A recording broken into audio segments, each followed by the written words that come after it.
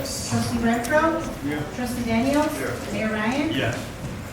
Okay, so we're moving on with the presentations of activities report. Do we have recreation and parks?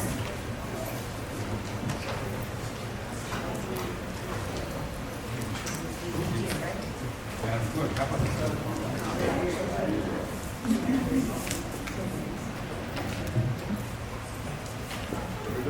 Human relations?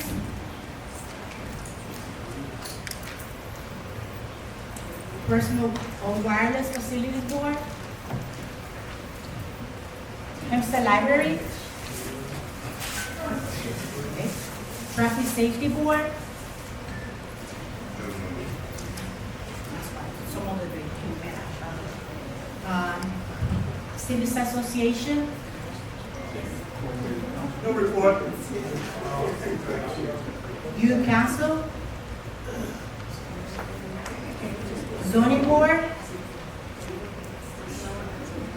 Planning Board? Hempstead Housing Authority?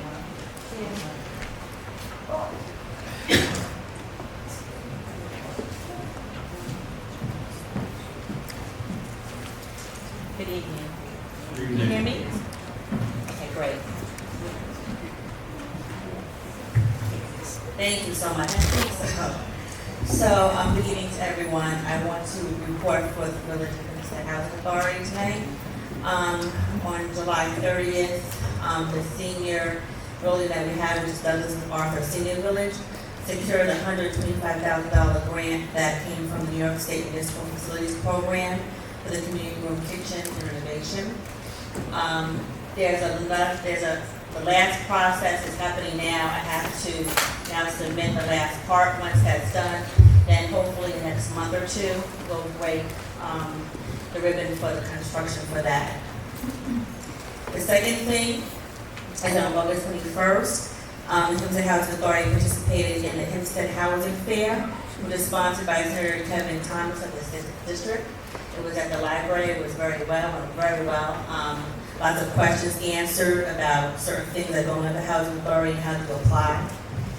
Also, on August 24th, Hempstead Housing Authority held its 4th annual Family Day. I'd like to thank the mayor and Assembly Woman Taylor Darling for participating in that, coming and showing their support. And in September, which is now, today actually, we'll talk about the generator, that one of our buildings doesn't have a generator. The other building does. The other building does not. The building that doesn't is the Douglas Arthur Senior, which is at 216 Clinton Street. We already signed the contract, that's done. The markings, the actual beginning of the construction will start a week from today. And today they came out, the engineers, and did the markings of where they're going to trench to go through the trench electrical part to get into our building for our lights, for our electrical room. And the last thing I just want to say is that you know that in July, we put in for a grant, a Security Capital Fund grant, and we're still awaiting for the awards. Now, if we're not awarded, the grant was for $150,000 to improve the safety of all 4 properties, which is 216 Clinton, which is MacArthur, which is Totten Village, which is Gladys Avenue, and also on Yale. If that does not happen, we also have a contingency plan where I have been able to budget with HUD approval, budget monies to make sure that we can get some of those things done. It might be a slower pace, but I do have a plan for that in case we don't get awarded the grant. And that's it in my report. Any questions? Thank you. Okay, thank you. Thank you. Electrical Board?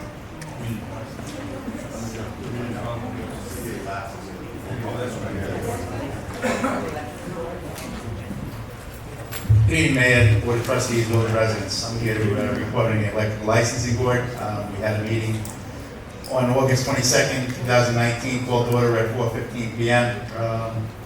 Mr. Constantine, electrical inspector, myself, Mr. Kinjemi, Mr. Castillo, and Mr. Dimitri were present that evening. We read the minutes of the meeting of the July meeting, and it was approved as read, unanimous. The following applicant was approved to take the electrical license exam, Mr. Matthew Freeberg of Smithtown, New York. No tests were, no exams had been given in July, so there was no correction, no grading of the tests or interviews. We had a discussion on Article 100, National Electrical Code. First discussion was on service definition, second was on feeder definition. Then we had a discussion on Article 230 in National Electrical Code on services. Also, we discussed Article 225 National Electrical Code on feeder tables. And then Article 250, grounding and bonding of generator transfer switches. With no other business for that evening, we adjourned at 6 p.m. respectively submitted. Any questions? I hope everybody had a good, big holiday. Thank you so much. Zoning board?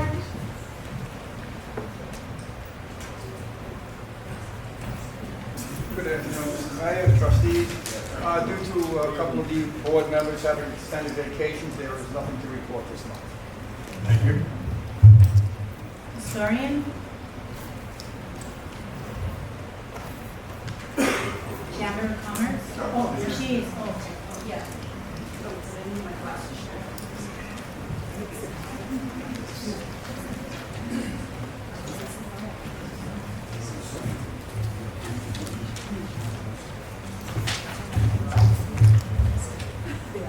Okay, during July and August 2019, I apologize for not being at the August 5th meeting. The July 16th event with Hempstead citizen Roger Hands went quite well. The town of Hempstead participated in a joint ceremony with the village hall officials here in the village hall courtroom. Mr. Hands received a banner with the insignias of both the town and village emblazoned on it and citations of honor. And a lot more happened. The details of that event appeared in my article printed in the Hempstead Beacon, dated July 26, 2019. And I have printed my draft of that article on the other side of this report. The historical mirror materials given us by Roger Hands have brought me fresh information about the village's founding. My historical note has become a weekly feature of the Beacon, appearing on the front cover. I don't get paid for these articles, but I'm gratified that the paper wants to continue printing them, so I'll keep doing it as long as they want them. These articles give me a chance to publish aspects of Hempstead history that are not necessarily in my book or in the mayor's display. About the Wikipedia site, I have made many changes during the late spring and early summer to that article, but the extensive article I wrote on Hempstead was not retained, I think because I just put in too much at once, and Wikipedia won't retain it if you just plug in this big long thing. So I'll approach that more gradually. I continue to answer weekly requests to my historian email from people all around the country that have a connection to Hempstead. The research I do to answer those questions adds to my archives. Finally, I would like to develop a field trip series for Hempstead school children. Probably my best strategy will be to approach each school principal to see whether there's interest in such field trips and how I can meet them. Respectfully submitted. So, thank you.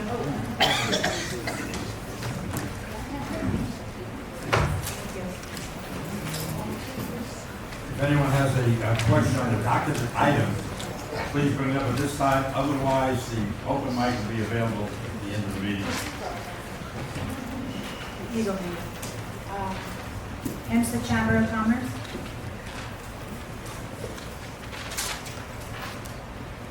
Fire Department.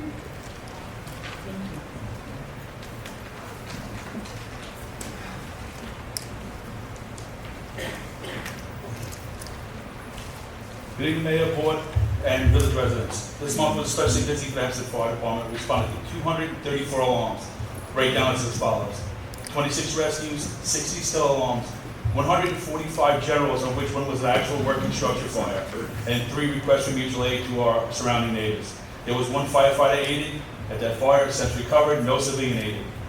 Total for the year, 1,192 alarms responded to by the Hempstead Volunteer Fire Department. There were 4 presentations for fire prevention, 1 barbecue, and we participated in National Night Out. And just on a side note, the juniors program is moving along. Bylaws are in the process. The board is set. We're waiting for the bylaws to come back, and we're talking a few months, and we'll be rolling with the children. Looking to start taking membership. And special thanks to Trustee Hobbs. He's known to secure a little extra funding so we can help supplement some of the gear for the kids. So it's going to be a big help. So, Trustee, thank you. Respectfully submitted. Thank you, Chief. Thank you.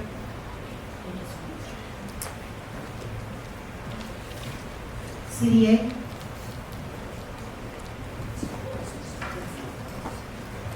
Good evening. Good evening.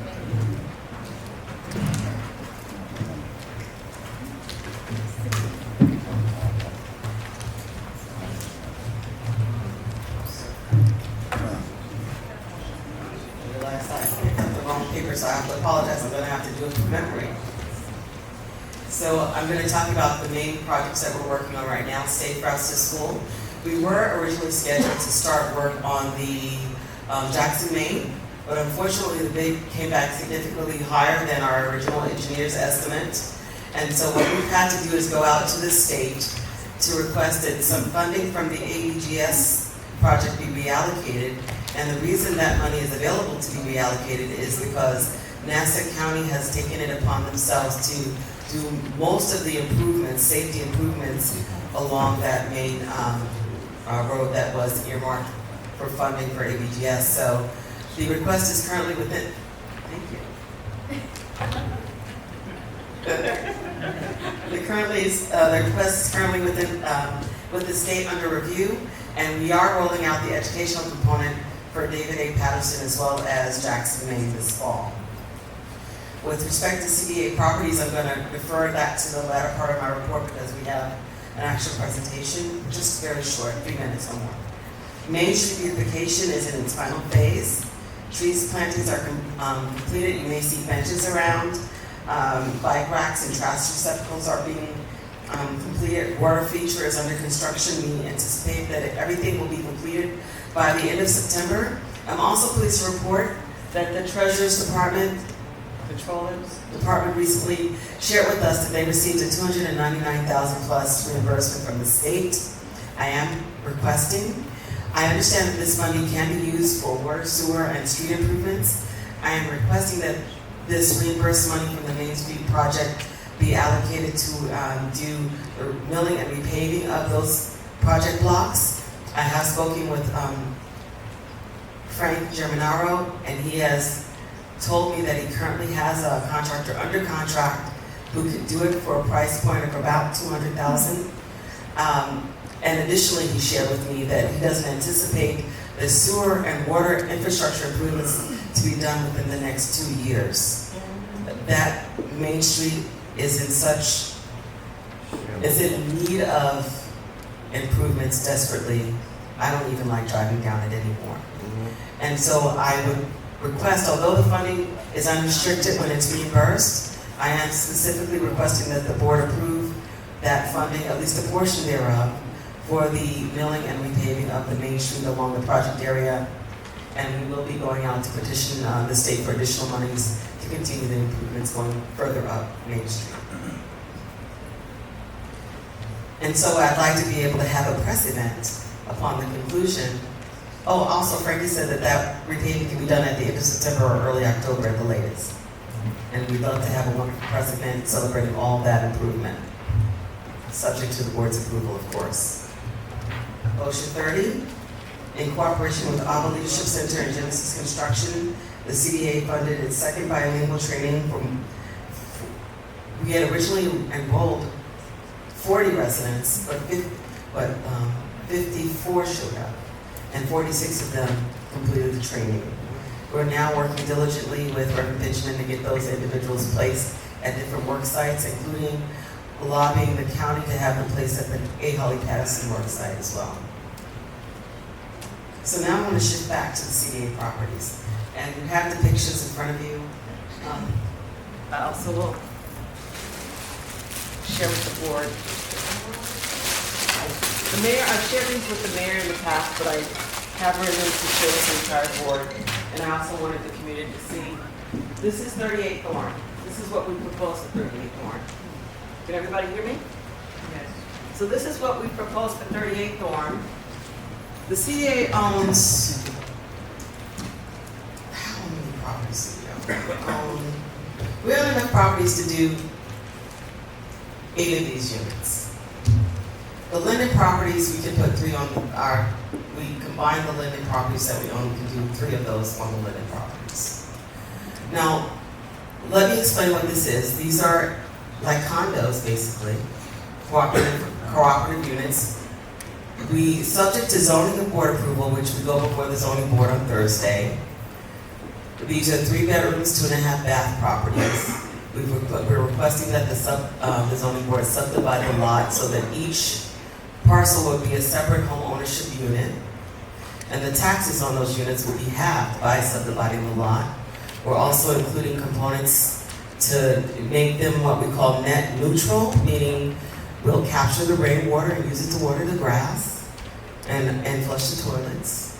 We have solar panels that will capture the energy from the sun to heat and cool and run the appliances on within the unit, and so that the utilities costs would be minimized.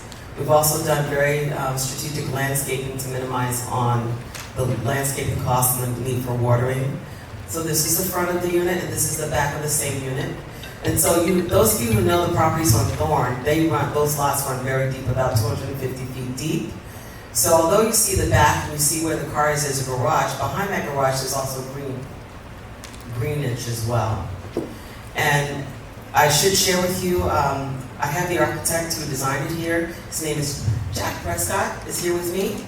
And he's a certified minority business owner and a Section 3 business concern. And he's been working with me to help make this vision a reality. He met with Cameron Engineering as well as Bob Holzmacher to talk about how do we deal with the water sewer when we have compromised water sewer. How do we deal with that? And what Michelle, and they've already submitted their letters of approval to Michelle Banks, saying this model with these elements included will help alleviate the challenges we have with our water and sewer, because the rainwater is no longer going into the sewer system. It's being captured and reused. So I want to share that, and I wanted to make a more formal presentation to answer any concerns, because I know I always go back, and when I'm not here, I go watch the footage of the board meetings, and I know some questions were raised last month, so I wanted to make sure that I'm here to address any concerns or questions that the board may have. But in addition to that, I want to share some other good news. For the first time ever, the CDA is rolling out a first-time home buyer down payment assistance program, whereby residents buying houses within the village who are income eligible and program eligible can receive up to $25,000 in down payment assistance.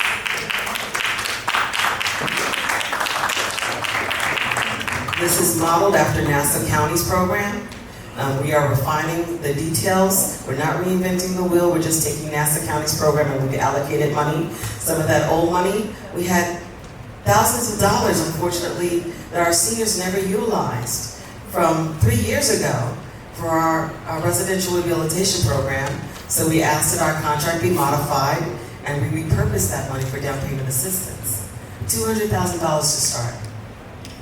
And I'm really proud that we're able to do this in conjunction with rolling out these models, as well as we're in the process of also acquiring some zombie homes that will then retrofit with net zero elements to make them as affordable and maintainable.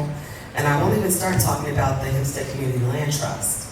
An article was published today in the Nassau Lawyer. I have unfortunately only one copy here that I'll share with the board. It talks about the land trust model. And so what's going to happen here, we've invested a certain amount of dollars into this, and we're going to leave our investment in there. But we want to make sure that these units maintain long-term affordability. So then we transfer the ownership to the land trust. And they have covenants. They can sell the houses, you can use it, you can will it to your kids, but if you sell it, there's only a certain amount of money you're going to be able to pull out, because we're leaving so much subsidy in these. We want to maintain the affordability long term. And so we're putting it in a land trust. But that allows us to bifurcate, separate the land value from the structure value, so a homeowner will automatically be able to get a loan where the loan to structure value is less than 80%. That means they don't have to pay that pesky insurance. And that will allow them to avoid that additional charge every month. And so we're doing innovative things here, and I'm very grateful for the mayor's vision and leadership in allowing me to head up the agency and do a job that I love, and coming up with creative solutions like this. So I'm going to open it up if the board has any questions that they'd like me to address right now. Yes. I have a question about the zombie home task force. Okay. Just, you guys inspect the homes that have been marked zombie homes every 30 days? So the way that it works is the building department generates a list of properties that they've identified as zombie, and how the building department defines zombie is abandoned and vacant. And then we have a dedicated code enforcement officer that's funded through the Local Initiative Support Coalition grant that goes around probably every 28 to 29 days and inspects all of those units that are on the building department's list to verify that they're properly boarded, they're properly marked, that nobody has moved in since, and reports back to the building department to update them. For a lot of these homes that have been on our list have been sold and have building permits, open permits now, so they get removed from the list. But sometimes the new owners start work without getting permits, and so he reports that back, and there's a violation or a notice, so they'll get their proper permits in order.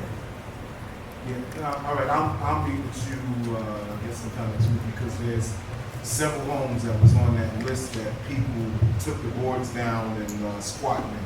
And I'm just trying to figure out if we... So if it's less than 30 days, the police can legally go in and have them removed. Yeah, but our inspector didn't find it, the residents found it. So I'm just saying, if we have somebody that's supposed to be doing it... So that's actually a great thing, you know why? Because our inspector only goes around every 28 to 29 days, so if someone moves in the meantime, we do expect our residents to let us know.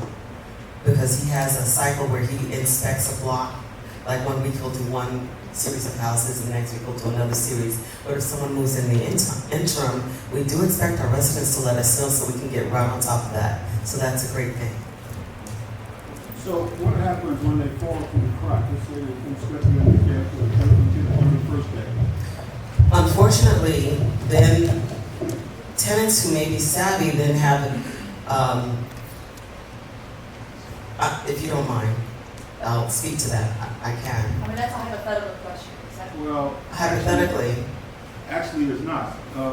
So then, I'll give you an example. Mhm. I'll give you an example. Where I live, we had 2 squatters there. mhm. I can give you the address if you like. 215 Parsons Drive and 99 Sunset Drive, 90 Sunset Drive. and that's 90 Sunset Drive? Yes. What happened is that they rented out this property. They went down to, I guess, Staples or somewhere. They got a phony lease. And they actually rented this place out to these people for $700 a month per room, and they had, I believe, 4 or 5 tenants. Oh, I see right there. They had, I think, about 3 or 4 tenants, and one of them had began to divide the rooms inside the house. So I'm familiar with 90 Parsons, and I believe the local civic association got on top of that and got them evicted, or the police to come in and remove them, or have them removed before the 30 days came about. Am I wrong with that? No, you're about right. They were there. They got them on the 2nd or 3rd month after these poor people had paid their rent. They got kicked out, which I thought was terrible. But anyway, I was just wondering, is there any type of follow-up that you would suggest that we could do to kind of curtail this? So I'm going to tell you what we're able to do at the CDA within the scope that legally we're allowed to do.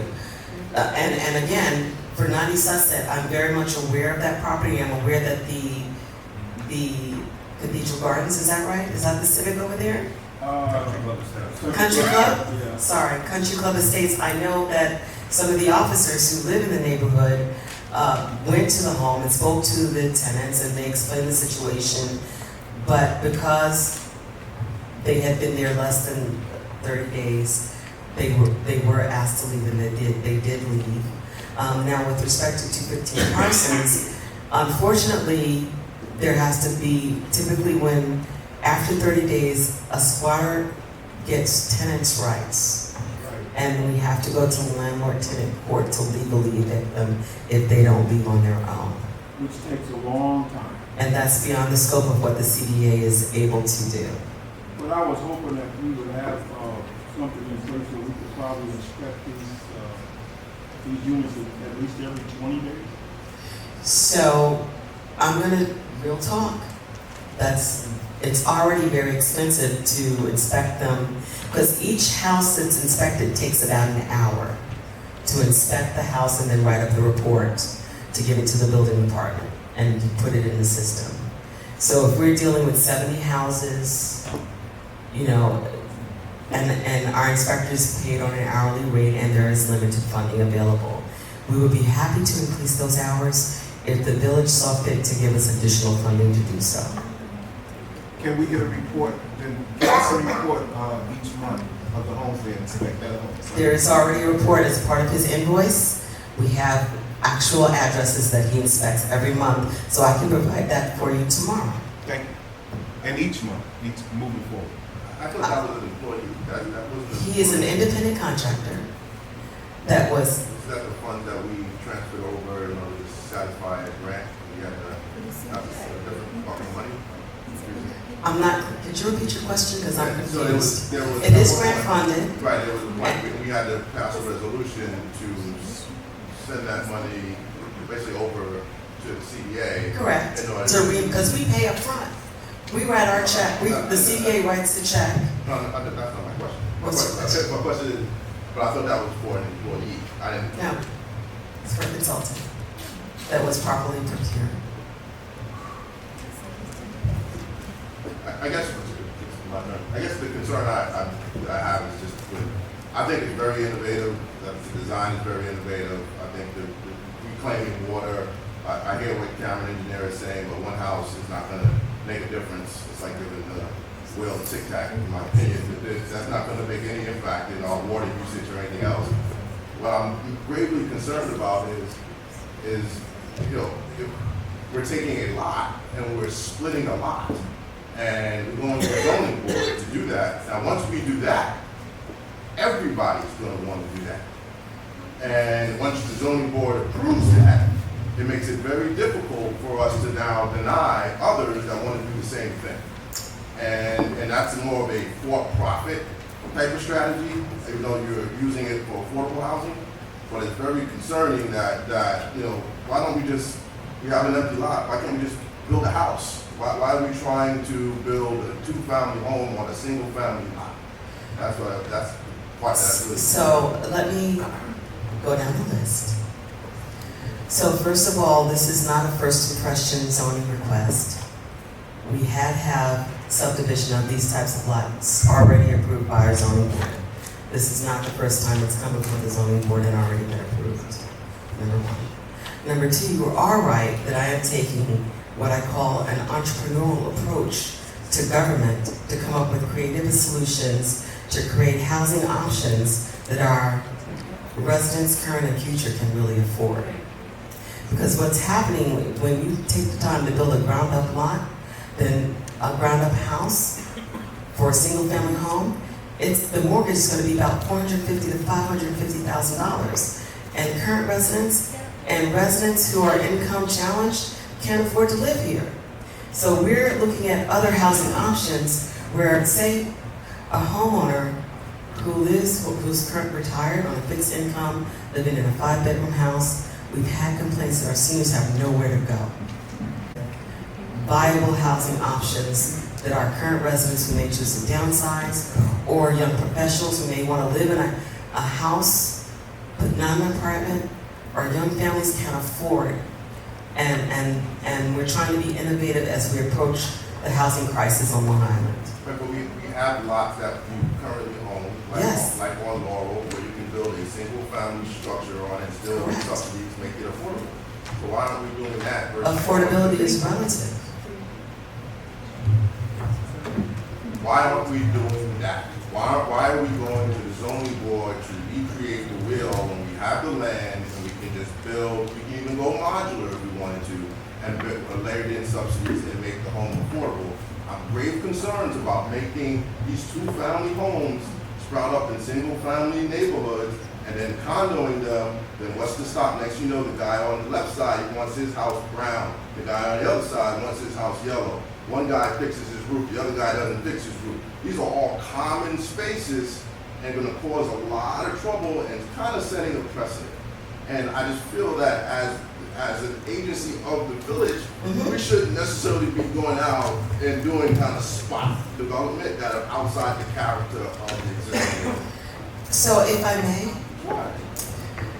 we have taken great pains to make sure that the house that we've designed fits in with the neighborhood. As you see, it's a beautiful design, and the actual houses that you see next door are the actual houses on Thorn that are depicted in these pictures. And so we've really gone through great pains to make sure it is befitting and an asset to the neighborhood. Secondly, I would say Thorn Avenue has been owned by the CDA since 1998, and nothing has been done with it until I came on board. And I'm trying to create housing options that don't exist for affordability. We have a housing crisis here on Long Island. And so we have to be innovative and think outside the box to try to come up with solutions. And I hear your concerns, I receive your concerns, but the other thing I want to add, to avoid some of those things that you're talking about, these are going to be put in the land trust. And the owners that choose to buy this will become members of the land trust. And so it's a communal check and balance and self-policing to make sure we don't have those issues come up. Because they'll be a part of a larger nonprofit community-based organization to make sure not only that they maintain the property in a certain way, that they don't overextend themselves, or if they do, we can help them stay on track. And additionally, they'll become a part of a larger conversation as to how we create more solutions for the challenges facing not only the village, but Nassau County at large. I mean, those are all great feel-good things. It's not just feel good, we're making it happen. Commissioner, can I say a few words? But Feel good? What other words do you have to say? And if you came to the meetings, you would know this. We've had meetings about this. Okay. Any other questions? Okay, thank you, Commissioner. Thank you. I have a question, man. What's the status of the opportunity zones, and how many opportunity zone investments have we had? Is that for me? Yes. So, there can be no development in the opportunity zones until our infrastructure is fixed. That's not true. What's the status of Woolworth building that was a target of? So the Woolworth building, we've had several people interested. So What's the other, status of? would you allow me to answer? You didn't allow me to speak, so I'm asking you what the status is. Answer the question.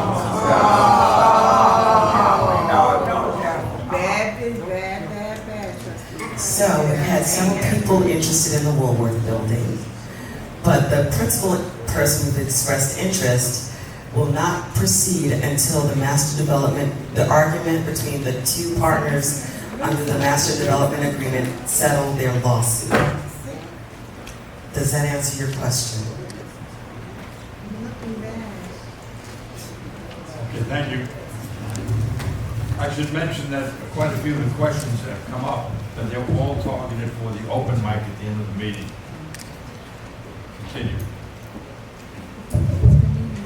Okay, so we're moving on with the proclamation. No, let me just make another moment. While I have the mic, let me tell you that the next board meeting will be September 24th at 3 p.m. It will not be September 17th, which is 2 weeks from today, the normal date. Myself and two of the trustees will be at NICOM for a meeting, and obviously then we would not have a quorum. So September 24th, 3 p.m. is the next meeting. Thank you.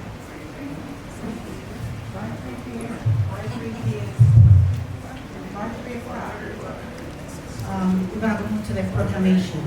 Proclamation declaring September 25th National Day of Remembrance for Water Victims.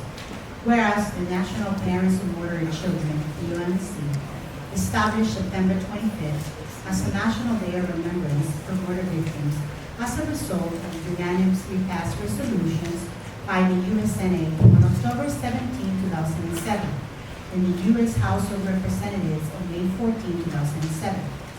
And whereas BOMC believes that honoring the memory of victims who have been killed by violence, acknowledging the resulting long-term trauma for families, communities, and the nations is an important way of promoting public awareness and remembering our loved ones. And whereas, in more recent statistics for the year 2017, there were an estimated 17,284 homicides nationwide, which equals to one murder every 33.5 minutes in the United States. And whereas the murder of our loved ones robs the victim's family of a mother, father, sister, brother, son, daughter, husband, wife, partner, grandparent, aunt, uncle, extended family member, friend, neighbor, or colleague, and creates an overwhelming challenge to fill the void that the absent creates. And whereas survivors of homicide victims want their murdered children to be valued, regardless of the circumstances surrounding their deaths, and their surviving children to grow up in a safe environment, recognized for the human's worth, rather than escapistic waiting to happen. Through leadership, great support, and advocacy, survivors are reducing violence and promoting prevention and policy change on a local, state, and national level. Now therefore be resolved that the Village of Hempstead does hereby proclaim September 25th as a National Day of Remembrance for Murder Victims. Don Ryan, Mayor, Village of Hempstead. Ladies and gentlemen, I'd like you to take a moment to meet Stephanie Drain. Would you kind enough to stand up? Stephanie Drain has a program called Life After Loss. The third Thursday of each month at Kennedy Park. We're blessed to attend several of your events. It is a difficult time for those in attendance. They have lost loved ones through violence.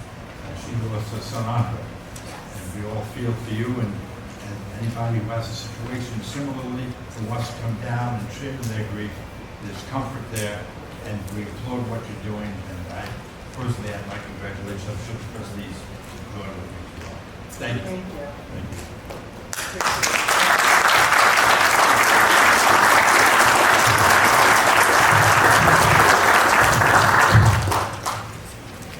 Resolved that upon recommendation of Patricia Perez, Village Clerk, the Board of Trustees hereby waives reading of the minutes of the regular meeting of August 5th, 2019, and a special meeting of August 20th, 2019, acceptance as reviewed. So moved. Trustee Johnson? Yes. Trustee Hobbs? Yes. Trustee Renfro? Yes. Trustee Daniels? Yes. Mayor Ryan? Yes. Report of the Village Justice for the month of July 2019. Total number of cases before the court, 2,213. Total monies remitted to Village Controller, $225,212. Copy of this report is on file in the Village Clerk's office and reviewed by the public during office hours.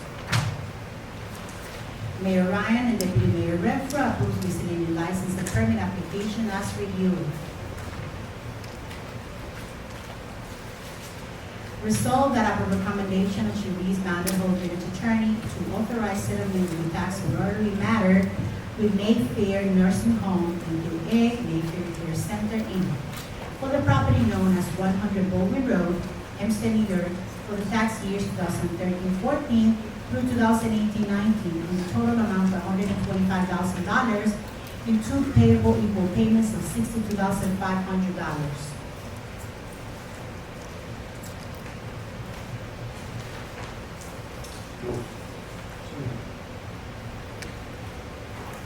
Trustee Johnson? Yes. Trustee Hobbs? Yes. Trustee Renfro? Trustee Daniels? Yes. Mayor Ryan? Yes.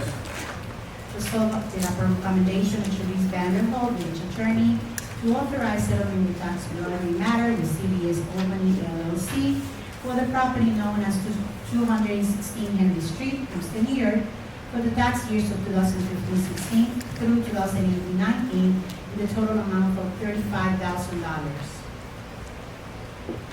Move. Second.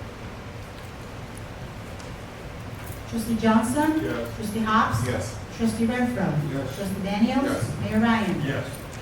Resolved that upon recommendation and Assistant Chief Kevin Colgan, Police Department, The Board of Trustees hereby approves for Edward Warren Memorial Justice Assistant Grant for the Hempstead Police Department for the fiscal year 2019 in the amount of $30,072 for the period commencing from October 1st, 2019 to September 30th, 2023. Move.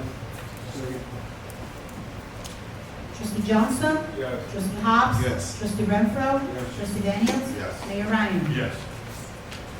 Resolved that upon recommendation of Patricia Perez, village clerk, the Board of Trustees hereby approves for Long Island Transportation Alliance Bike Parade, 96 Vermont Avenue, Hempstead, New York, to hold a bike parade on September 14, 2019, from noon to 1 p.m. with a total overtime cost. I have a typo there. I have $873, but actually total overtime cost is $3,515. The applicant must pay $2,812. The permission is contingent upon compliance with the rules and regulations of the Hempstead Police Department and all liability in connection with the holding of this event and observance of the code of the Village of Hempstead as it applies to group gatherings of this type. The filing of all appropriate insurance determined by the board hearing and indemnification and the execution of a whole harmless agreement on such terms and conditions as may be acceptable to the village attorney. So moved. Trustee Johnson? Yes. Trustee Hobbs? Yes. Trustee Renfro? Yes. Trustee Daniels? Yes. Mayor Ryan? Yes. Resolved that upon recommendation of Patricia Perez, village clerk, the Board of Trustees hereby approves for Lero's Restaurant, 12 Central Street, Hempstead, New York, to hold a Christian festival on September 22nd, 2019, a parking field 4, empty parking lot from 8 a.m. to 4 p.m. with a total overtime cost of $873. Applicant must pay $698.40. Said provision is contingent upon compliance with the rules and regulations of the Hempstead Police Department, no liability in connection with the holding of this event, and observance of the code of the Village of Hempstead as it applies to group gatherings of this type. The filing of all appropriate insurance as determined by the board herein, and indemnification and the execution of a whole harmless agreement on such terms and conditions as may be acceptable to the village attorney. So moved. Second. Trustee Johnson? Yes. Trustee Hobbs? Yes. Trustee Renfro? Trustee Daniels? Yes. Mayor Ryan? Yes. Resolved that upon recommendation of Sharice Vanderhold, village attorney, the Board of Trustees hereby approve the public hearing which was held on Tuesday, August 5th, 2019, to consider amending Chapter 9, Code of Ethics of the Code of the Incorporated Village of Hempstead. So moved. Second. Trustee Johnson? Yes. Trustee Hobbs? Yes. Trustee Renfro? Trustee Daniels? Yes. Mayor Ryan? Yes. Resolved that upon recommendation of Ron Martin, Supervisor Sanitation Recycling, the Board of Trustees hereby the appointment of and salary changes for certain full-time and part-time employees of the Incorporated Village of Hempstead as reviewed as follows. Jordan Smith, 99 James Barnaway, Hempstead, New York, seasonal to part-time, public works, labor, with a salary of $14.91 per hour upon approval. So moved. Trustee Johnson? Yes. Trustee Hobbs? Yes. Trustee Renfro? Trustee Daniels? Yes. Mayor Ryan? Yes. Resolved that upon recommendation of Fred Jorinaro, Director of DPW, the Board of Trustees hereby the appointment of the salary changes for certain full-time and part-time employees of the Incorporated Village of Hempstead as reviewed as follows. Matthew Brown, 99 James Barnaway, Hempstead, New York, seasonal to part-time, public works, labor, $14.91 per hour upon approval. So moved. Second. Who's second? Trustee Johnson. Thank you. Trustee Johnson? Yes. Trustee Hobbs? Yes. Trustee Renfro? Yes. Trustee Daniels? Yes. Mayor Ryan? Yes. Resolved that upon accommodation of rating holder, superintendent of tax and water, the Board of Trustees hereby the appointment of and salary changes for certain full-time and part-time employees of the Incorporated Village of Hempstead as reviewed as follows. Gerardo Hernandez, 99 James Barnaway, Hempstead, New York, new hire, tax and water, type is bilingual, grade 30 new. with a salary of $44,791 upon approval. So moved. Second. Trustee Johnson? Yes. Trustee Hobbs? Yes. Trustee Renfro? Yes. Trustee Daniels? Yes. Mayor Ryan? Yes. Resolved by the recommendation of Frank Germinaro, Director of DPW, the Board of Trustees hereby the appointment of and salary changes for certain full-time and part-time employees of the Incorporated Village of Hempstead reviews as follows. Oscar Mejia, 99 James Barnum Way, Hempstead, New York, and hired, Public Works, labor, part-time, $14.91 per hour upon approval. Move. Trustee Johnson? Yes. Trustee Hobbs? Yes. Trustee Renfro? Trustee Daniels? Yes. Mayor Ryan? Yes. Resolved that upon recommendation of Lisa Barrington, Director of Human Resources, the Board of Trustees hereby the appointment of and salary changes for certain full-time and part-time employees of the Incorporated Village of Hempstead released as follows. Vivi Lucica, 99 Jason Warner Way, Hempstead, New York, salary increase. Human Resources, Account Clerk, grade 500, salary $63,869 upon approval. So moved. Second. Trustee Johnson? Yes. Trustee Hobbs? Yes. Trustee Renfro? Yes. Trustee Daniels? Yes. Mayor Ryan? Yes. Resolved that upon recommendation of Leo Vaughn and all superintendent of alarms, the Board of Trustees hereby the appointment of and salary changes for certain full-time and part-time employees of the Incorporated Village of Hempstead as reviews as follows. Carver Ramos, 99 James and Gardner Way, Hempstead, New York, title change, fire alarm, firehouse maintainer, grade 196 new, with a salary of $64,697 upon approval. So moved. The second? Second? Second. Thank you. Trustee Johnson? Yes. Trustee Hobbs? Yes. Trustee Renfro? Yes. Trustee Daniels? Yes. Mayor Ryan? Yes.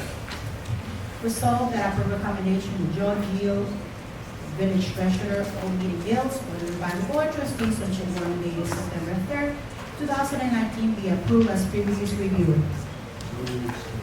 Second. Trustee Johnson? Yes. Trustee Hobbs? Yes. Trustee Renfro? Yes. Trustee Daniels? Yes. Mayor Ryan? Yes. All right, everybody, let's do the questions. I want to open up with the DSE and G for the next 2 nights.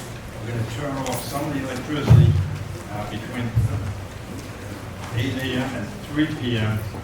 on Morel, Burr, Van Cott, Ormond, Lafayette, Lincoln, Washington, Midwood, Moore, and a little bit of Washington Street as well. Thank you.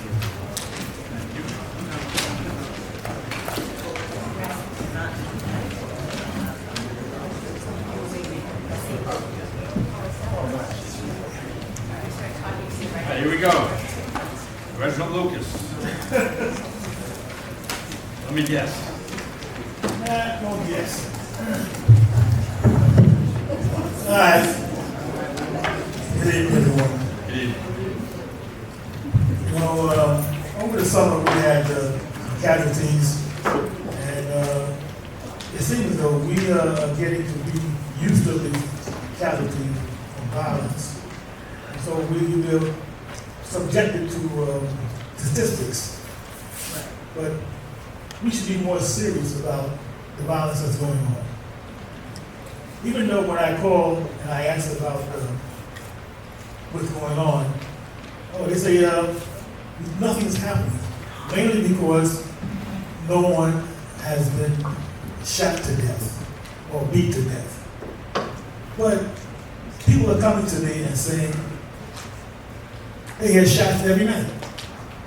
So for me to call and ask about shots fired, no, it didn't go off. But one day, last week or whatever, a young lady got up early in the morning to go to her car, and she said a bullet hole in her car. And when I called to find out, the shot spotters pick it up, they said no. It's hard for me to understand how someone can shoot out the air and shot spotter never picks it up. We're becoming too dependent on shot spotter to report things. People have to take the initiative. And when they hear something, please call the police department and get notification. It's a serious thing when our young people are killing each other over a young lady, an argument, or whatever. But if they didn't have a gun, they would fight it out. So the answer to the question is, who's at fault? And only what I can say is at fault is the parents and also the child itself growing up faster than he understands. When you lose a life is lost and does not come back. All right, that's just my little speech for the day. For the police department, I'd like to give me an update on the killings or gunfire since the last meeting that we had in July. Mainly because I want to know what's going on. Are people really being considered, or are they just saying because we can't find nobody injured that it didn't happen? Well, Yes, go ahead. okay, No, you go. so what is your question? My question is, how many times have you been notified or shots fired or whatever of any kind of violence since the last meeting of the village, which was in July? We have a report. August, that was in August. I have a report here prepared by Kimberly Klein. She's our crime analyst. And according to this, the gun crimes, this is the dated, the dates from August 20th through September 2nd. We have 0 homicides, 0 gun assaults, 0 knife homicides, 1 knife assault, 3 cases of shots fired. And according to this, the current 28-day period, major crimes compared to 2018's day period, we're down 27% on robberies, and that's from November 8th of last year, and 83% down from assaults from,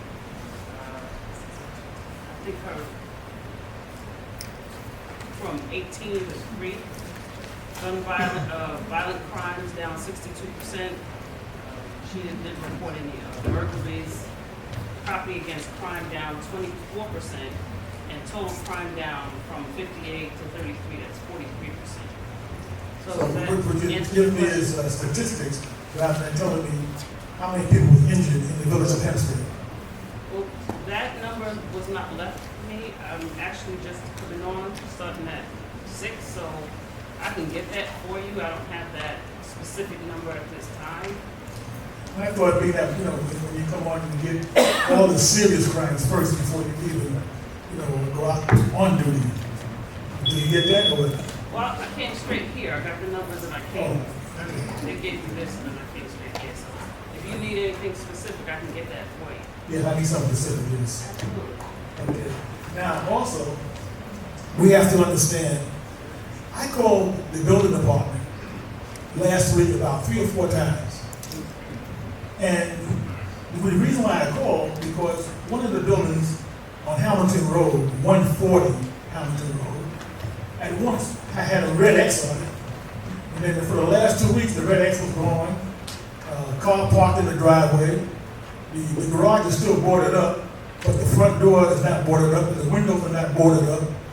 And only up until today did I get the real reason is that people have moved in. What is going on with that? I mean, when I called and I mentioned the area, whatever, nobody seems to get back to me other than me calling today and thank you, Mr. Hobbs, give me the correct answer that there are people in the house setting up shop. Did someone ask me that? I mean, you call the building department to get answers, and they're saying, well, Joe Simone is not here, he'll be back tomorrow or the next day or whatever. And I never get any replies. What's going on with that? Well, I actually have a report from the building department that they did issue a summons to the owner, to the bank about having people in there And as of today, they're out and they sent in the boarding company, but they did issue a violation to the bank. They were notified today or last week? No. The violation notice was, it's in my office. Can I give it to you after Yes, this? you can do that also.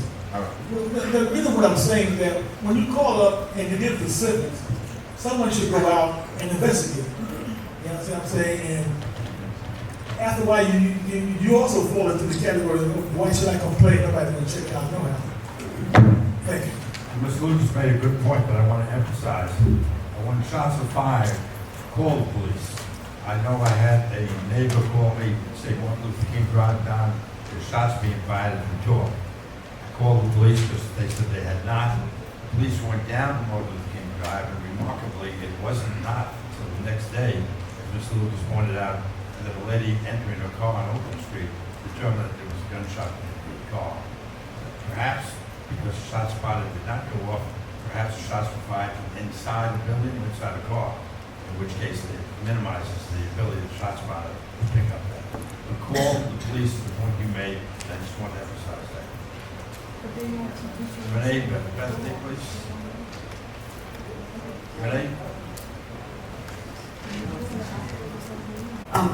I just am asking about something that the Ingham Estates Civic Association had requested from the Department of Public Works, which was the trimming of certain trees that President Allen Houston had made a list of, and the installation of a stop sign at Claremont and Leverage, I think, that hasn't happened yet, but was approved by the Traffic and Safety Board. I tried calling DPW and just got no answer.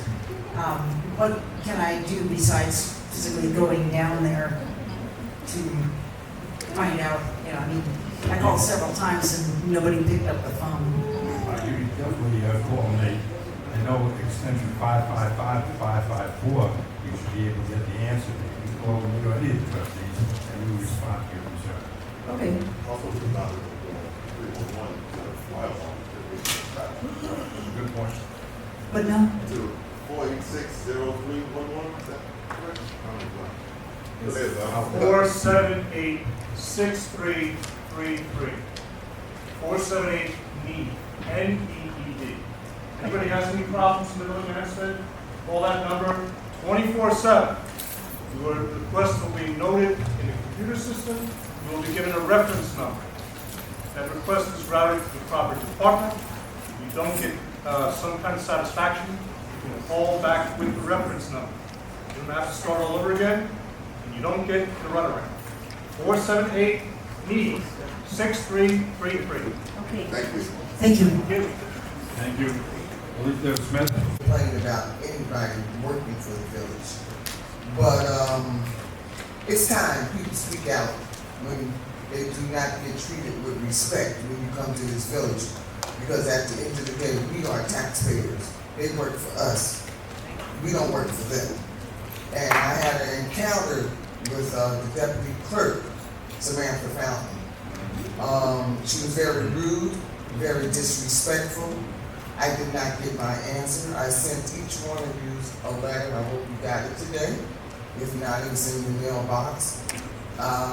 It got to the point where it was so out of control that I had to walk away from her and go see the mayor. And mayor, I spoke to you on that particular day. And I feel like if I have to go to the mayor to have him get an answer for me, and it's her job to do so, then why is she employed? So I would like to answer because I feel like nobody should have to come to the village and feel like they have to be talked down or don't get an answer or be accused of something and you don't have the right to defend yourself. And that's what I have to say, and I would like to hear from you guys. Your request was in letter form, and the response will be in letter form. It's not comfortable to discuss personal issues. I understand that, but you know what? It doesn't give me no pleasure to come here to speak on it, but at the same token, I will not be disrespectful by anybody that works for the village. We had a good conversation. I thought we also had understanding, but in any case, I'll respond to anything right. I appreciate it. Thank you very much. Bruce Rhines?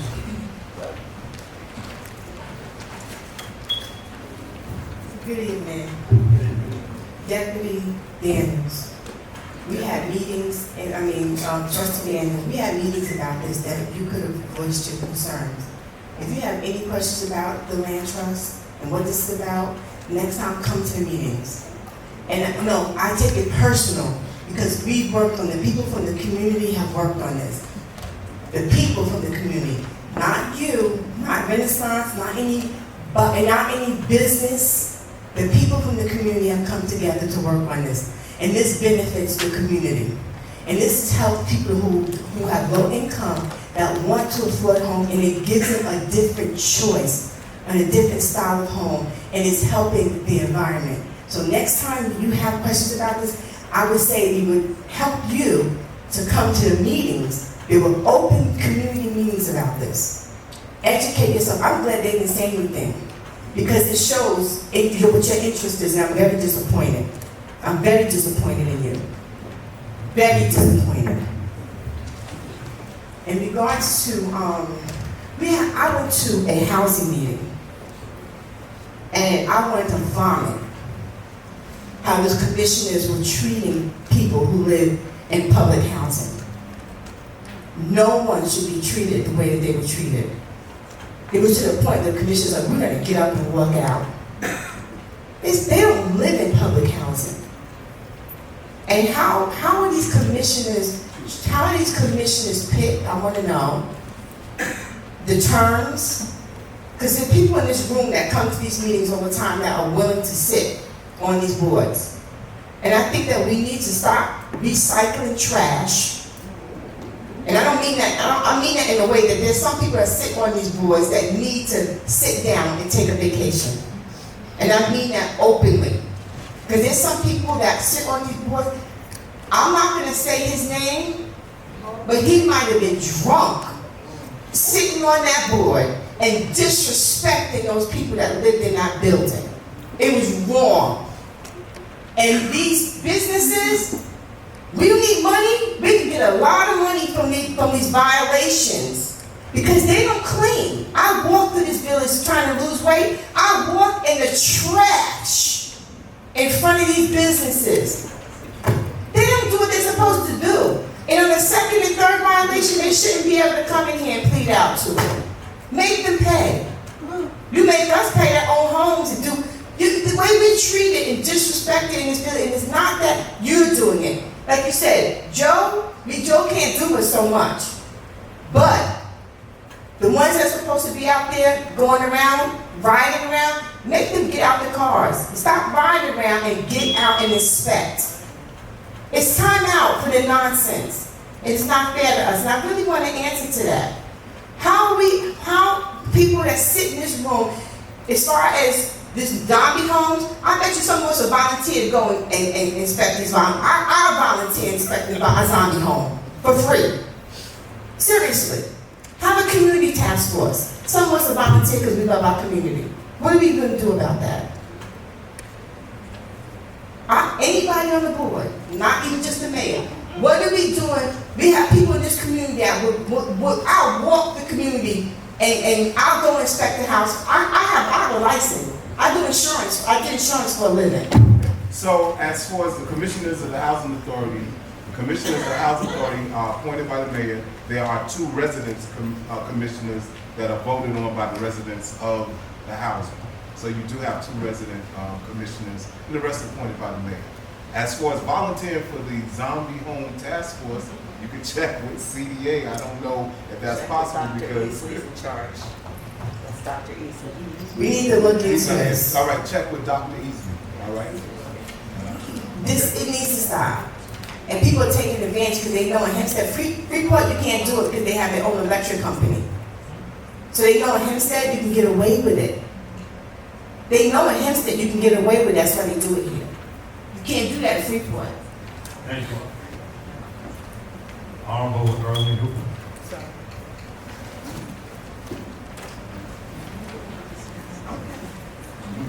Good afternoon. Good evening. Good evening. It's a pleasure to be here.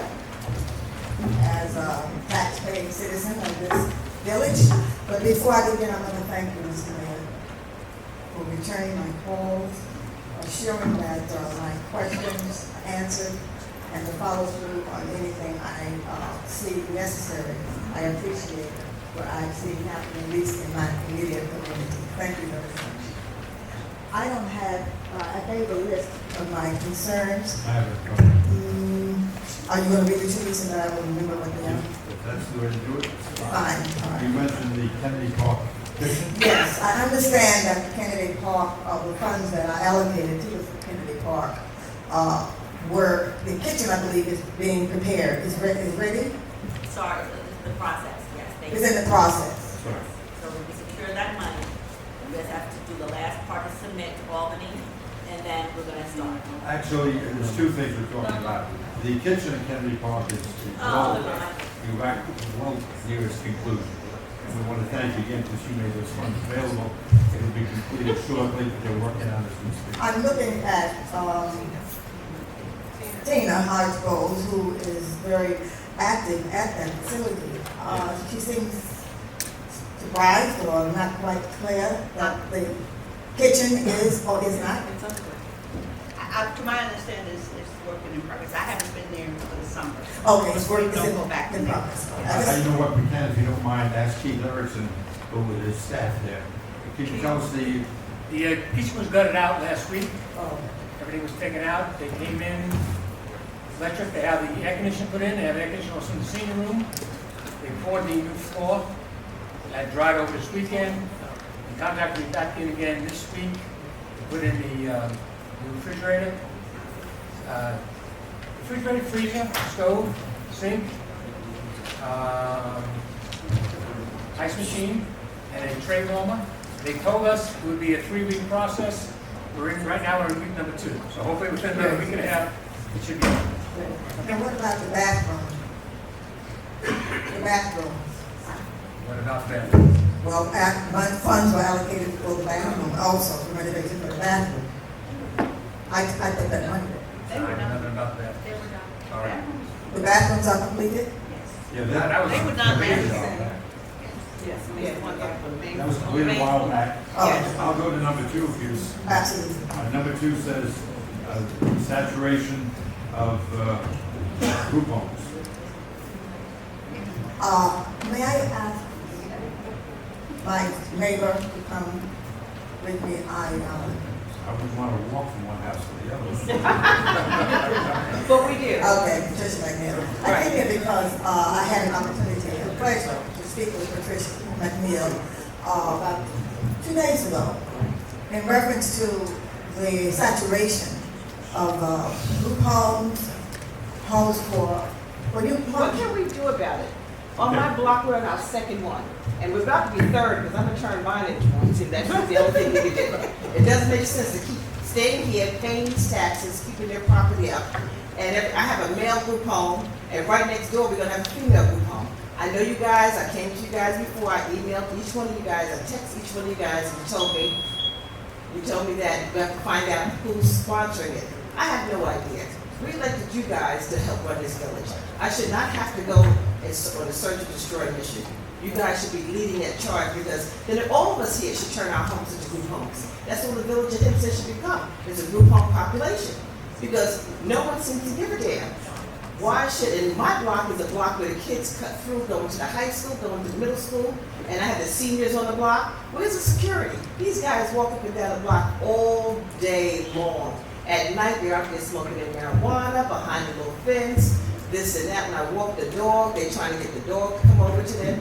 Ain't nobody got time for all that. This makes no sense at all. We need some sense of security, And and it's I'm not aware of happening. the men's group home at 87 Bridge. And this is right next door to that. They want to turn that into a female. What can we do for any group homes, not just But those? let me just pause on that. We have no record of anyone applying to put a group home at that address. We'll stay alert. In fact, I talked to you about it before, because I was at a seminar with one of the leaders of a church out of town mentioning, and I brought a few texts about the. But we tried to stop that, and we couldn't stop that. Well, no, I'm just Why do we saying that have has to not wait happened. until the Well, horse let is out me the cut to barn? chase. What can we do about it? call NICOM. There's some suggestions. Who's Nikon? Legal counsel mayors. And one of the things that we want to do, the trustees, myself, that'll be attending the NICOM meeting, is putting that at the forefront and making sure we talk to the elected officials at the highest level. Because it does appear the word saturation is accurate. Keep in mind, though, one of the things that's awkward is each of the group homes sometimes has a different definition. This is a group home for homeless, this is a group home for alcoholics, this is a group home, and they don't classify them together in the same category. There are also times when we're not just taking care of our own village residents. Exactly. They're bringing people in from out of town, and we need to tell them to hesitate. We've done more than our share. Other communities need to do their share to be far fairer. And I think we can make that point as we go up to Saratoga for the NICOM meeting. What is that Lord, not in my backyard? NIMBY is, may I? Yeah, NIMBY, not in my backyard. NIMBY means not in my backyard. But the purpose of my being here was to suggest that you esteemed trustees set up a committee or some type of task force prior to your going to NICOM, because the Paladin law, which was initiated in the 1970s when the Willowbrook consent decree, when they emptied out the institutions, the mental health institutions, the Paladin law states that regardless of what the local community decides, you cannot prevent any type of group home for any reason in your immediate community. And that law is still in effect. However, if you read the law carefully, there is a clause that deals with saturation. And if you put together a task force, and I don't want to be on the task force, we don't need. You could be a consultant. No, I'm a private citizen. I'm just sharing with you that if you were to study that law and then also do the demographics in the immediate areas. For instance, there are no homeless shelters, group home shelters, mental health shelters in the entire village of Garden City. In addition, there aren't any in East Meadow. So if you do a geographic study and are able to document saturation, then you can stall and or prevent that particular home, institution, group home, residential setting from appearing again in your community, because it also affects the tax base. No, I appreciate that, and It's the Paladin law, P-A-D-A-V as in victory, A-N, Paladin, 1976. The village attorney will be with us when we go up to NICOM, so we're going to see if we can, at the highest level, get the state to support this effort. Because I agree with everybody, we do have saturation. When you, excuse me, Mr. Mayor, when you say get the state to support this effort, I'm not quite Effort clear. to stop saturation in the village of Hempstead when it comes The state is not going to get involved in But that the state will open a group home in Hempstead, and we can't stop this thing. because you are not exercising the Paladin law. But how about if the state didn't do it to begin with? When you are going to NICOM, you're going to the New York Conference of Mayors. Yes. So there will be a mayor from Garden City, there'll be a mayor from Great Neck, there'll be a mayor from East Meadow. Okay. And so you're in a position where you're going to be out-soldiered if you don't have the information, and if you're not armored with the information, you will not be able to get the state to override the majority who don't have the saturation. We'll see if we can make a good point to the NICOM people regarding that. They're not going to listen to Well, you. we'll make a full complete effort. We've got 2 weeks to see if we can get our act together. NIMBY, by the way, is not a law. No, NIMBY is a psychological slang, slogan. All right, let me go on with the others if you don't mind. You've got number 3, no parking signs on Fairview. I beg your pardon? Number 3 says no parking signs on Fairview. Yes, on Fairview Boulevard, there was a house located, directly next door to me. And there were squatters. And they were so under the radar that we weren't aware there were squatters until we had good neighbors who are purchasing the house who moved in. But when the squatters were there, they removed the no parking sign on the side of the street where there is no parking. And I'm not here to castigate any employee because that is not a personnel issue. I'm asking that the sign that no parking at any time be replaced. And the other signs that are there are maybe 13 or 14 feet in the air, but so high up that drivers cannot see it, so they park. I have reached out to the departments, the village departments, to no avail. So it would be a great improvement if we could assure that when there are squatters and they do any type of vandalism, be it indoors or in the public, that it is remediated. And I'd appreciate it. Okay. I know you will, because you always want to. Okay. All right, thank you very much. Was it in reference to the other? Okay. Oh, my Stop time and is shop. up? Stop and shop. Yes, trustee Daniel, just trustee Jeff. I understand that you were working with Stop and Shop when you're not involved with Stop and Shop? Oh. It was on your literature, so I thought you were the person I should ask. It was on your campaign literature, so I thought you're the person I should ask regarding Stop and Shop. My campaign literature said we were involved in it, we were outside, we passed out the flyers, I actually wrote a letter to you, to your office. Okay. I read a letter to you, to your office, actually thanking you and citing the law. I'm not looking for I'm just answering your question. Okay, the reason I asked is because Stop and Shop, when Stop and Shop agreed with us, with me, to continue to remain in the village, they did not, they agreed that they would not ask for their extension in terms of tax relief. However, they are supposed to be putting in a program, I don't know whether it's going to go through or not, wherein they will be able to do home deliveries. And when the Stop and Shop had the strike, I guess you heard about the strike, Stop and Shop? They had a strike throughout this. Yes. Well, they didn't have the strike in Hempstead because I was able to stop that before it started. So I was just wondering whether or not Stop and Shop has maintained and is keeping to its commitment as it relates to taxes and the issue of home delivery. I believe it was home delivery. Like Judge Clark, yes, home delivery. Thus far, they're keeping their word. Thank you. All right. Was there anything else No. that I had? Number 5, you have, thank you. Thank you very much. And I thank you. Thank you. Okay, Thank you. Derek Armstrong?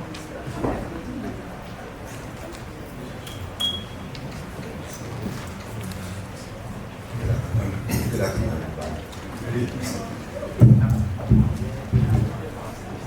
I would like to introduce myself. My name is Derek Armstrong. I've been in Hempstead over 40 years. Been a contractor for over 40 years in the village of Hempstead, outside the village of Hempstead. My problem with the village, and I feel like the village is not to have let me down. And I'm gonna tell you why. I've been a taxpayer since 1986. I bought my house. I've been a contractor, I said, for over 40 years. Had the office on 250 Fulton back in the 80s. 175. I have an office now, but you know that they even extended the office to help the people from the village of Hempstead. And I did a job in 2014, you know, the charter school. And as a contractor and a homeowner of the village of Hempstead, you know, I did a job, completed, and then was told that after completed that I can only, you're only gonna pay me 10% of what they owe, which was $1.1 million. But you know that. For 5 years, I finished that school in 2014, which the grand opening was 2014, September 3rd, which is now 5 years now opening up the high school. They bonded my lien to build a high school, now that you know about, and to keep from paying me, and you allow them to build the school. They built the school. I'm still going through the process of trying to get paid. Then I worked on downtown runs as a contractor. Select me as a GC. I did a demo on Main Street. After I finished that job, completed that job, it was over $30,000 and told me that I have to wait for 2 years. I have to wait. I've been waiting for 2 years because I was told that because the downtown Renaissance was stopped by the mayor. He became mayor, and he said that I wasn't going to get paid until the downtown Renaissance started again, which I went to you, mayor, and deputy mayor told you about it. Nothing happened. And then, on top of that, I'm a contractor in the village of Hempstead. Here you start a job. Here I ran with these people from downtown Renaissance to try to get the project started. After doing all of that, 2 years went by, and you finally start up a project. Okay, starting that project up, I was listed as one of the contractors for that project. Even had the developer call me, prove my proposal. I started. Now, like I said, I'm one of the biggest contractors in the village of Hempstead. Like I said, I built the charter school, one of the biggest projects as a minority contractor. And then after doing all of that, you know,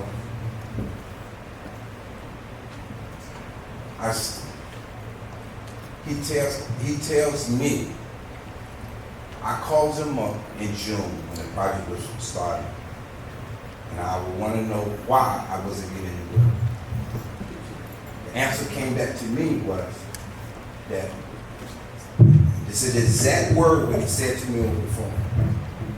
He said, Derek, I'm not going to blow the steam out of your ass. And I thought that was something that a developer should talk to as a professional. And as he said it, they was in the background laughing, and they were saying, well, we don't have to give you any work. And I said, why do you mean you don't have to give me any work? They said, because the mayor, the village has a problem with you. And because the village has a problem with you, we have a problem with you. And here is a guy who owed me for $30,000 for 2 years, and now coming in the village, a village that I've been paying taxes for over 40 some years, been doing work, and here you got contractors all over on a project in the village of Hempstead, no Hempstead contractors. And here I'm paying all these taxes, and I can't even get a job, and the man gonna tell me that the village has a problem. So I went to your mayor in June. The day that he told me this, I went to your office, spoke with Deputy Winter. And you say you're gonna make an appointment, you made an appointment, then it was canceled. Then I went back to you 3 weeks later and asked for another appointment. You made another appointment. And the day of the appointment, you canceled, you said you were gonna call me, you never called me. Now the job is about finished. So here's a project that I ran with them for 4 years to get this thing approved. And everybody get work but me. And then, like I say, the developers say, you have a problem, so, you know, like I say, Mr. Armstrong, let me just stop you real quickly. We don't have a problem with you, and this is an imagination of what was sent it to you. You keep referring to the word he. Who's he? Darryl Monty and Sean. Darryl Monty and Sean. Yes. They are. Sean was the one Darryl Monty was the one who told me over the phone that the village had a problem, and I went to Deputy, he could tell you, I went to him and told him exactly who it was, and he's supposed to got on the phone and talk, and we supposed to have this conversation to find out, because I never thought this guy had a problem with me. I agree. You know? Darryl Monty's comment, if you made that. Darryl Monty, that's Don Monty's son. Yeah. It's absolutely inaccurate. I don't know why he would make that comment. I haven't had a conversation with him, and I never canceled any meetings. Meetings were canceled. The meeting, 2 meetings was canceled. Yeah, but not by me. I'm saying to you that this comment, if you were told the village has a problem with me, is inaccurate. It's totally inaccurate. My recommendation to you, as you explain your situation to the Academy Charter School, is you need an attorney. Well, that's not, but I have an attorney. Matter of fact, yeah, I have an attorney. Aggressively, your rights in this contract is outside the village's control. Yeah, I understand that, for the charter schools, I do have an attorney, but the point is, what I'm saying for the village is that I went to the village during the time when that happened. Once I finished, I came to because you wasn't the mayor at the time. You know, you wasn't the mayor at the time. And at that time, the mayor says that they has nothing to do with the charter school. They didn't give anything. There's nothing they can do, which I'm finding out because now that I have things, each one of them been subpoenaed by the courts. I'm finding out that's not true. I'm finding out that the village did give something to the charter school. So, and the courts, from the county of Hempstead said they also sent you all their paperwork. I have a copy of all that stuff, so I know it did come from the village of Hempstead. But my point is, like I said, man, I know that you guys didn't have a problem with me, but I'm just letting you know that there's it's word been saying out there saying that the village have a problem with me, and before to that, I got no word. Well, I appreciate and I feel like it's not to us, so you can rest assured we have no problem. Thank you, sir. Shelley Breezeman. Good evening, Mayor, trustees, community. I have two concerns tonight. One is Peninsula, the pump station on Peninsula Boulevard. I think I've said something about it before. But the sewage treatment plant on Peninsula Boulevard, last week I went to Cedar Creek and I did a walkthrough. And at the end of the walkthrough, I asked about this project. The project is nearing the end, and the contractors are getting ready to turn it over to the county. Now, as a resident of this community, I want to know where they can build out a pump station, as they did there, put cheap asphalt there. And so I'm asking you as the community leaders, what is the beautification or streetscape plan for that pump station? Are we really going to allow them to just leave that monstrosity as it is? For 2 years, they parked across the street on the median. Are they going to repair that? Are they going to do anything about that? There's all kinds of trees and stuff up and down that Peninsula Boulevard corridor that have big red tape on them. I guess that means they need to be cut down. Are they going to be replaced? Are we going to do anything about the grass? How about maybe sweep the street? What are we going to do about our community, and when are we going to stop letting other municipalities come in here and disrespect us? Enough is enough.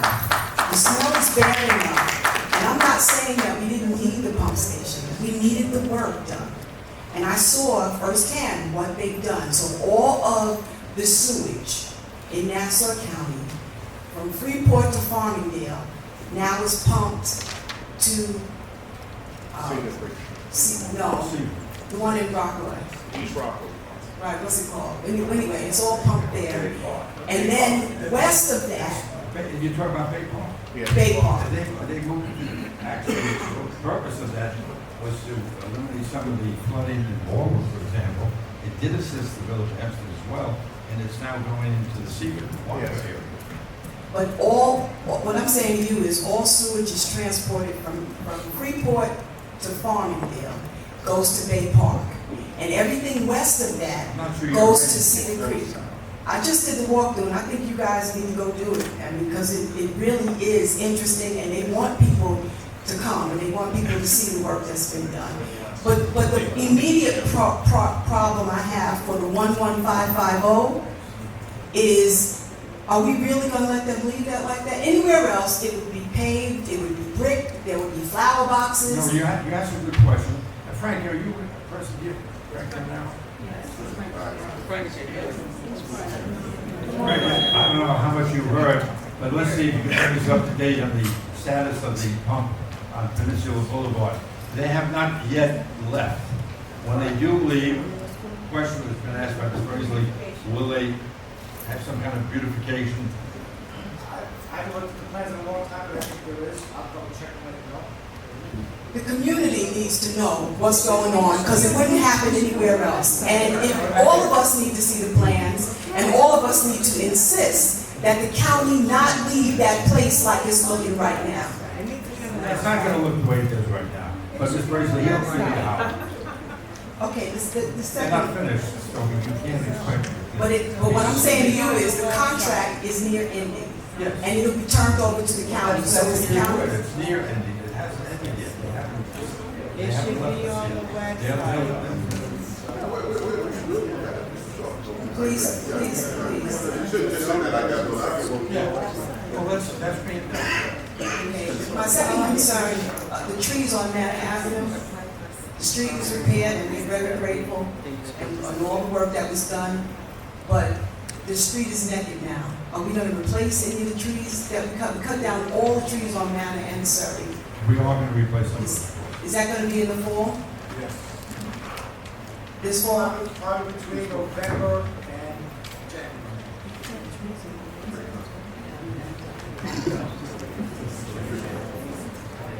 And finally, there was a lot of talk about all the shelters in Hempstead. Do we have a census plan for the shelters in Hempstead? Because those people are here, and wherever you are, April 1st is where you should be counted. Are those people really going to be counted, and can our school district bear any more? Can our sewage? What do we have in this community that we can bear any more to just give to everybody? So we need a plan for the census for all of these shelters and all these other miscellaneous things that we have. There's no homeless plan. All these people that Mary Brenner in counts, they'll be coming to the 11550 for services. And if we don't get them counted, we won't have resources for those services. Good point. just really quickly to the shelter question, that in many of the zones, the zoning, we have residential A, B, AA, that's a prohibited use. So having a shelter and transient housing is a prohibited use per the zoning code. So to the point where you have these homes nearby, let's try to get the list of them. We can go out, and if we have a reason why we can go in the house, we could actually issue a citation and have them go through the zoning board of appeals. Then it's up to everyone to get the word out and have to come out to fight it in the zoning board of appeals, because it is a prohibited use per the village code. Oh, but I've asked several times for a complete list, and we can't seem to. I don't think there is a list. I don't think the list exists. What I'm saying is when you know one, right, when you know one, you should go We talk. did supply one to Mr. Pope at his request. We have such a list. Okay, Patrice McNeil?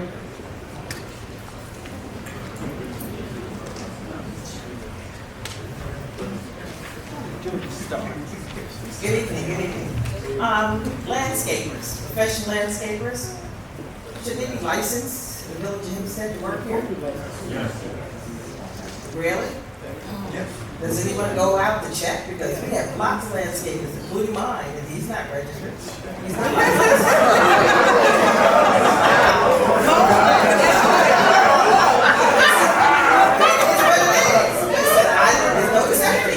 We'll be serving you tomorrow. Wait, say two people. I'm serious. And do we have a law that there's one day a week that we can have some quality to our life where there's no professional landscaping being done? Homeowners, yes, they can do what they want to do to their properties. But can we have one day of life to add back to the quality of our lives? Because it's 7 days a week. We have one day. What day? So they can't work on Sunday. On my block, the landscaper works on, not my landscaper, the landscaper on my block, he works on Sunday. Enforcement now. Okay, so who do we call? Who do we call? Because this doesn't make sense.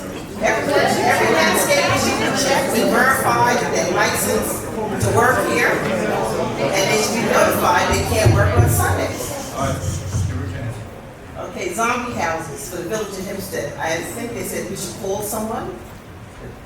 Is that what you said, Charlene? About the zombie houses? Depends on your question. I remember you said we could call for the village of Hempstead. If you have a question, Okay. there's different questions. Okay, I'll get back to you on that. Okay. Group homes, we touched that. Spanish classes, we're now gonna have Spanish classes again at the library, starting in October. So, yes, on Mondays or Tuesdays. So please, come out and register for classes. They're great, they really are. Everybody, please note, that was a compliment. Yes, it was. Thank you, yes. And no offense, but we're talking putting double-sided homes there in the village. That means we're gonna have double the amount of students. We can't carry the students we have now. We don't have space for the students now in our school district. So when you're gonna build these homes, 2 homes on 1 lot, that's great for housing, but that kills us as far as the schools. And what about our infrastructure? Is it up for all of this? It's a lot more to it than just, yes, it looks pretty, the lot is done, someone's living there, but the ramifications could really hurt us. And the positive thing, fortunately she's not here, I didn't realize that, the attorney, she collected $1.5 million in parking fees from Nassau County that Deborah never collected. They were behind in paying parking fees to the village, and she received a check for $1.5 million. What are we gonna do with that? It wasn't in our budget, so now, how are the residents gonna benefit from that? We don't get it just to go to general funds. The general funds, it gets missing. So we need to know, we need to break down what's gonna be done with that $1.5 million that we had not counted on, that we now have. Because that's a lot of money for our village. So we need to have something positive done for the village and the village residents. Not just pay down the loans, because the loans are always gonna be there. We need to do something positive that residents can see. So I would appreciate, I wanna thank Cherie Vanderhall. Cherie, she stepped out there, she would not renew their contract until they bought their services, their bill up to date, which is something that the previous district attorney, village attorney just kept shying away from, but she stepped up to the plate and she did the job, she got the job done, and we should thank her.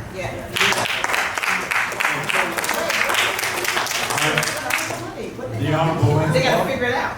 Honorable Lance Clark. They're gonna figure out what they gotta do. They gotta fix it out. Good evening, Mayor Ryan, and members of the Board of Trustees, village officials, my brother and sister firefighters who are here. Indeed, let me thank you.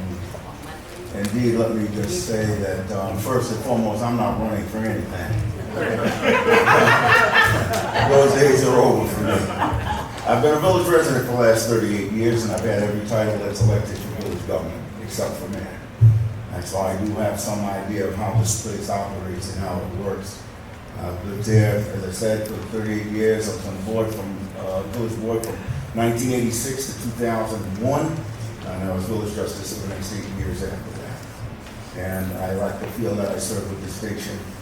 I'm here tonight in a capacity as a village resident, as a firefighter, and of course, above all, and always as a member of this community.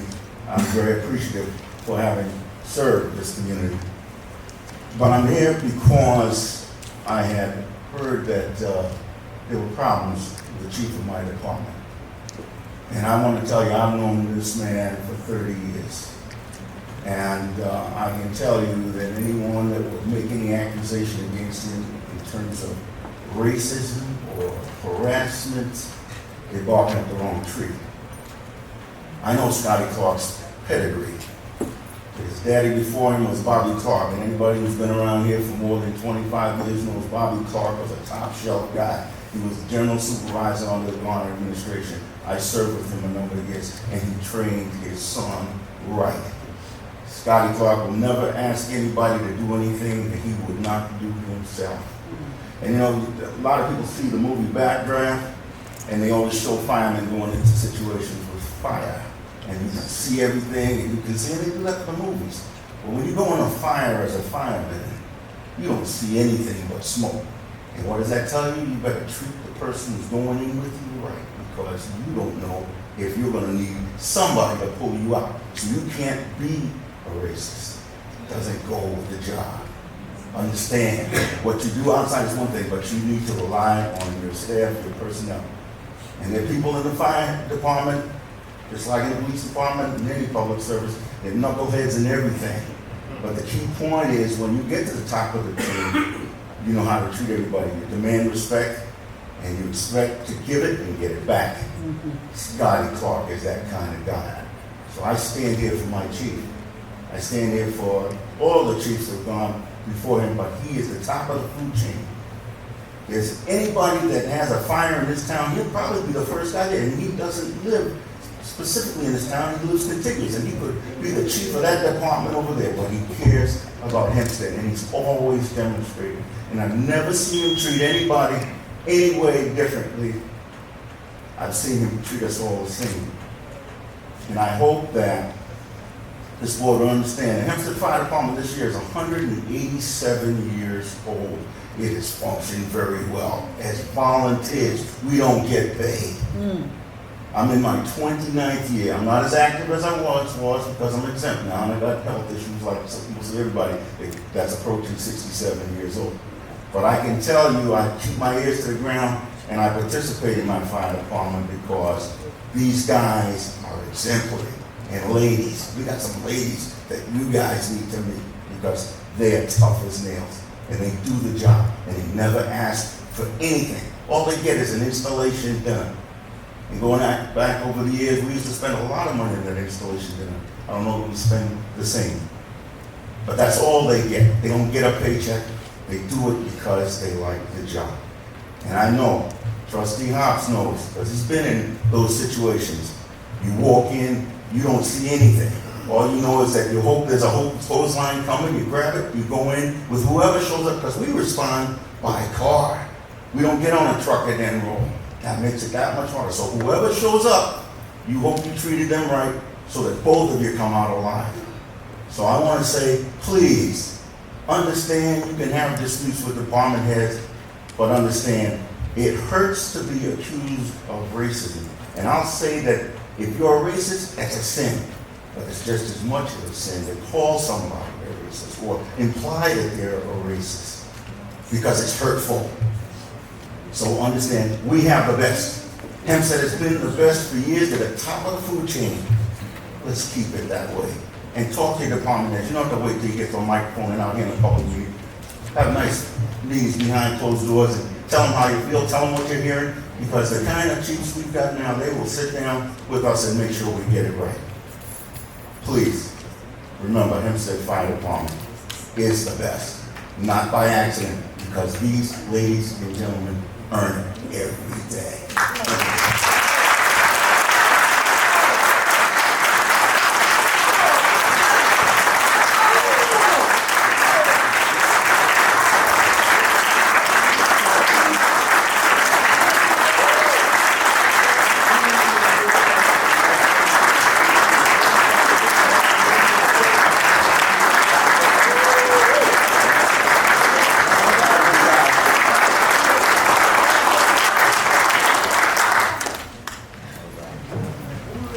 On that note, I'll entertain a motion. Motion to adjourn, Mr. Mayor. I'm sorry if I apologize, Sharon, I had two quick announcements that I forgot to make. On Thursday, September 19th, we have a Meet Your Lender, a void foreclosure event at the African American Museum from 11 a.m. And on the same day, from 4 to 8 p.m., the Community Empowerment Resource Center has an open house. There are flyers in the back and copies for you guys. And then the land trust meeting is Tuesday the 10th, beginning at 6:30 at Kennedy Park next week. Hey, thank you. Motion again to adjourn. Second. Trustee Johnson? Yes. Trustee Hobbs? Yes. Trustee Renfro? Yes. Trustee Daniels? Mayor Ryan? Yes. Please remember the next meeting is September 24th at 3 p.m. Thank you.